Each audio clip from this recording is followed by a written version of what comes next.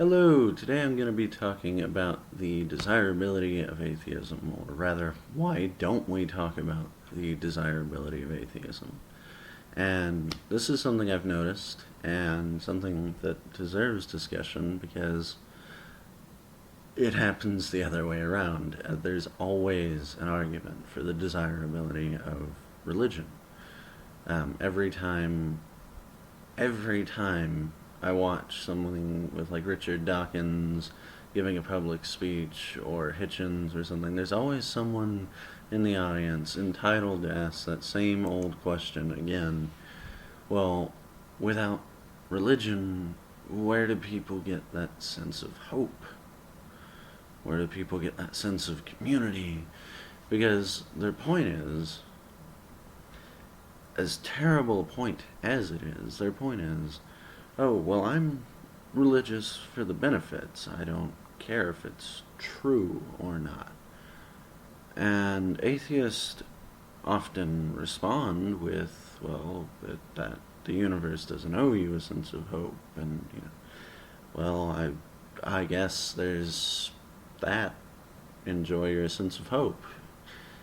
But, I've only twice now seen an atheist respond with, well, there are a lot of benefits of atheism too, and you don't necessarily lose your sense of hope just because you've lost your sense of God. And I kind of am inclined to agree, and I've watched some people around YouTube who've kind of commented on this, saying, oh, well, it's not a great idea to advertise atheism because of its benefits.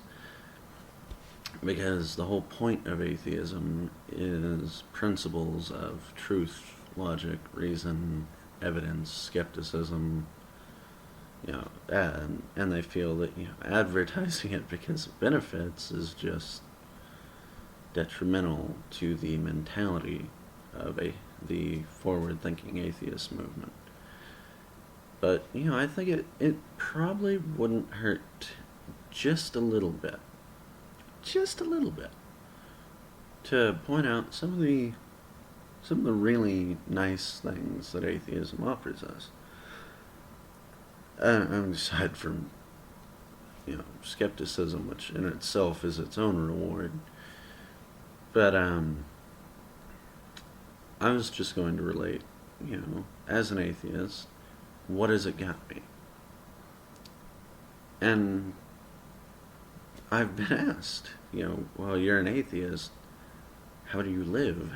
How do you have any sense of hope? Why aren't you just this hopelessly depressed cretin that can't ever leave the house because God doesn't exist, so what's the point? And I kind of see it the other way around. Because, if God exists, and I'm a Christian, whether I go to heaven or hell, I'm going to live forever. If I die, I just live somewhere else. If I'm Hindu, or I believe Hindu, yes, I believe I'll be reincarnated. I'll just live somewhere else. If I'm Muslim, I'll go see Allah, or I'll be punished somewhere else. There's this, there's no termination, it's just you're going somewhere else. Even the eternal hellfire of Christianity and Islam and such, I'm not dead. I still exist, and in whatever state, I have this sense of not dying. Whereas with atheism, I'm extremely grateful for this. I've kind of realized I only have this one life, this now. There's not some heaven for me to bank off of. And that may sound depressing at first, but that's actually a huge benefit to me because, back when I was a Christian, when I was much younger, and I was going to church twice a week. I was teaching Sunday school, and I was getting involved in a lot of activities and church sports and all.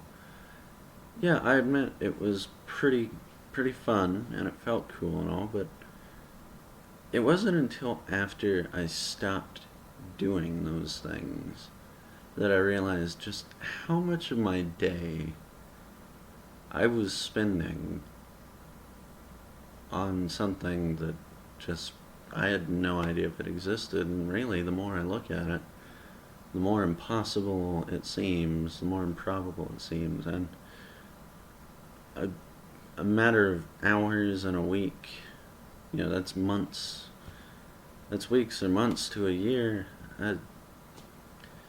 I was pretty involved, granted, but I mean, in the few years I haven't been attending churches and going to church events and doing church things, I've had countless amounts of added time, and my friend's alarm's going off, but and also during time not spent at church or church events, I've also found myself not pondering, what would Jesus do? Because my conclusion is that's impossible to tell.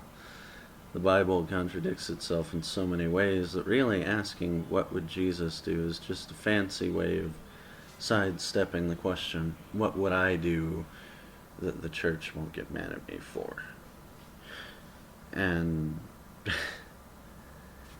it's led to me being able to make decisions that aren't restricted by the church.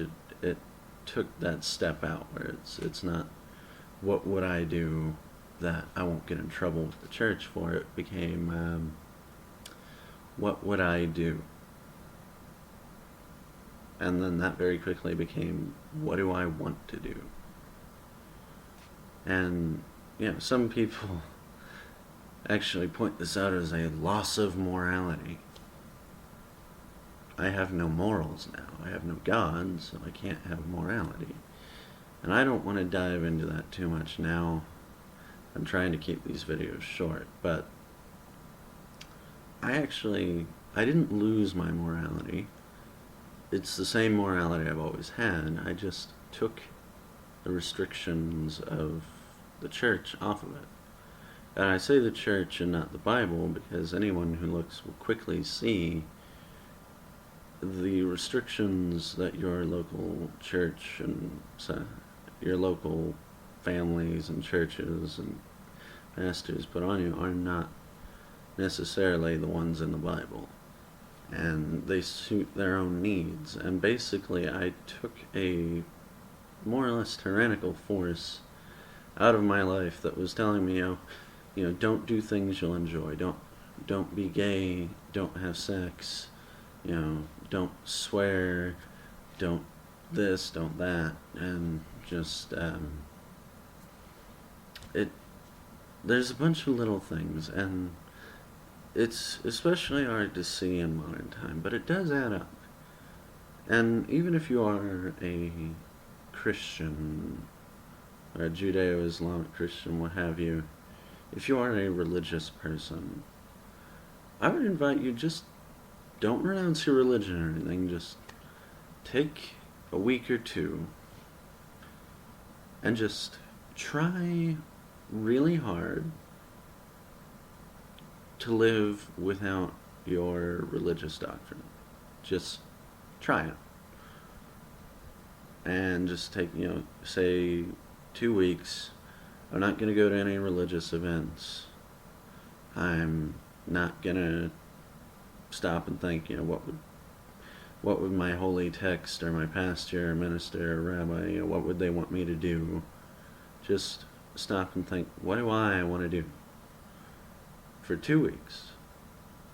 And I mean, you can always go back. As far as I know, there's no religion that's like, well, you took 2 weeks off, now you're going to hell. I'm certain you'll be forgiven for trying it out. The point is, I think you will be pretty impressed just how relaxing and enjoyable it is to be able to do what you want to do and enjoy the life you have now instead of all this time spent praying and preaching to others and going to churches and church events and just banking on an afterlife because, well, the afterlife will be awesome, so don't worry about enjoying this one. You don't have to enjoy yourself, you just have to get to the end of it. And I feel like I may have skipped my original point, but the desirability of atheism that I'm trying to get at is, it's made me view this life as happier, more fun, as it were. It's a good thing for me because when I was in a religious state, and a lot of the people I see in religious states, to them life is just this chore, this mundane task. Well, all I want is dessert. I want heaven. I don't want to eat dinner, the meal. I don't want to live my life. I just want to get to the end of it so I can go to heaven because it's going to be so great. And I don't care who I have to pray for, who I have to give my money to, what laws I have to pass, who I have to subjugate, who do you want me to kill. Look, I just want to get to this heaven thing. Can we skip to the end, please? And, with a theism-free mindset, I have the ability to say, hey, let me enjoy the meal before finding out what's for dessert. I happen to really love my life since I renounced my religion, and I am gay. And that was a massive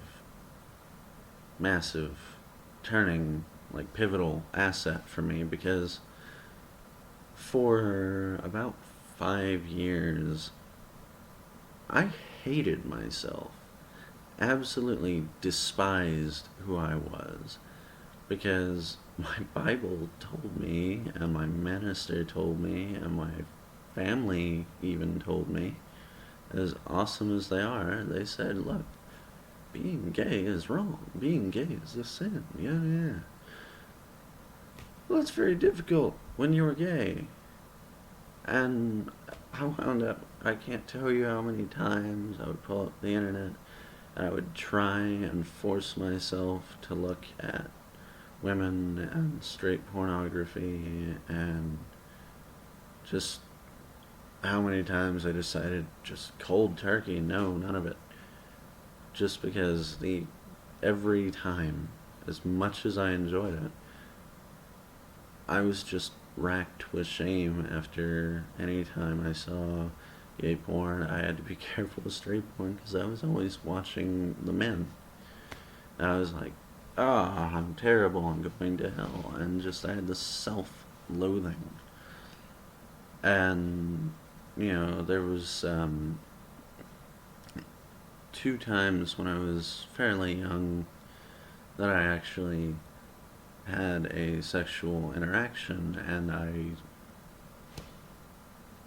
I felt so racked with shame, and I shouldn't have.